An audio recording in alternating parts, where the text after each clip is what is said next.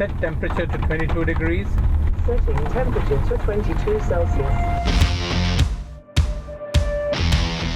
Yes, sometimes car manufacturers do too much, and that's what I would say about the Kia Seltos.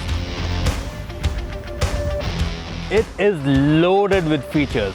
Cameras, multiple. Screens, multiple. It's got all the features you can think of and more. I mean, it even has an air purifier and perfume control in it. I mean, what were they thinking?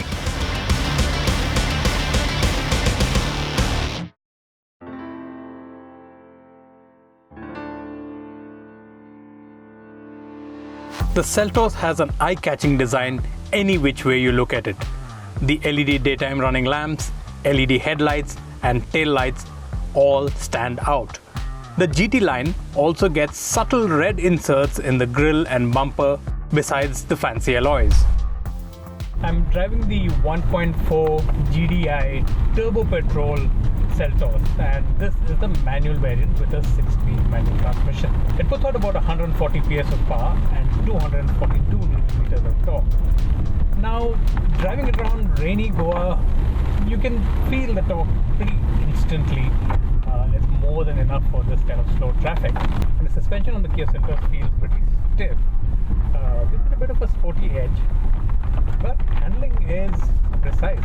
Steering well weighted, unlike say the Hyundai Creta, which feels a little lighter.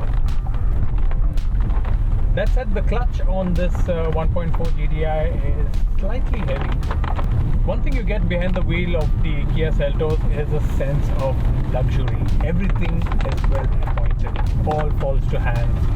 I especially love this huge dashboard and instrument panel over here, which spreads out and gives you a kind of a cockpit-like feel. I think that's really going to be a winner for this car.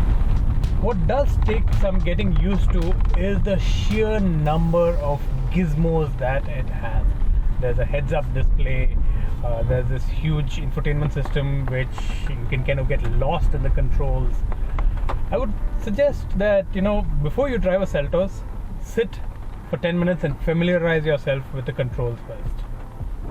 There are just too many of them. I particularly like these blind spot cameras that turn on with the indicators. And then there's the ventilated seats and the air purifier built into the infotainment system. Overall quality is top notch. Everything feels well put together. The plastic quality is good. There are no hard plastics as such. It's kind of soft touch wherever you put your fingers. Overall, pretty good. I'm now driving the 1.4 turbo petrol with a 7-speed DCT automatic transmission. The thing is, with this variant of the Kia Seltos, you don't get all the bells and whistles, like there's no sunroof, there's no power driver's seat, and a few other things are missing. But then I guess Kia has done that to keep the costs down. How is it to drive? Well, this car comes with different drive modes. You have this little knob over here which switches between sport, eco and normal when you're driving on the road. And it also has off-road modes. Now, this is a two-wheel drive car, so what does off-road modes do? But you do have snow, mud and sand. Just alters the traction control a little bit to give you a better grip off-road.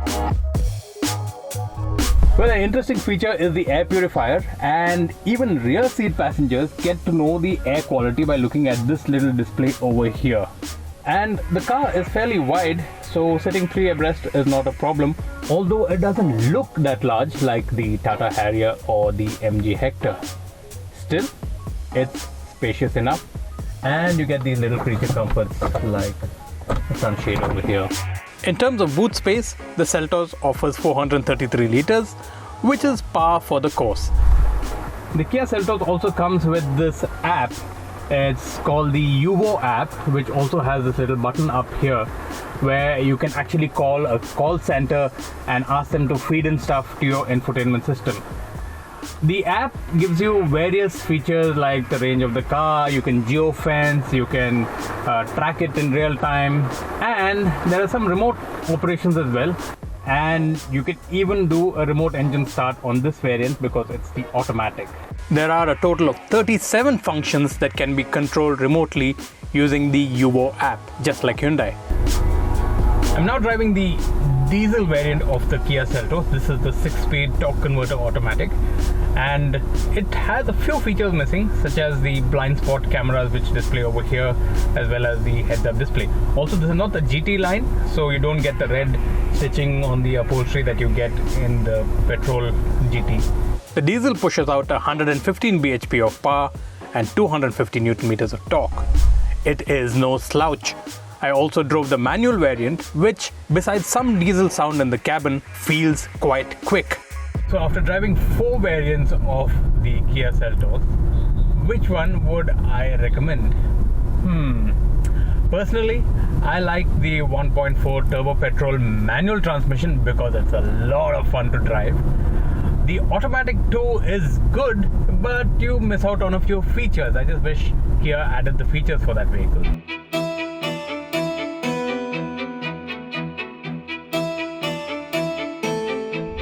With 13 different color options, 3 engine options, 4 transmission options, and a whole load of features, Kia is making sure they make a mark even though they're late to the market.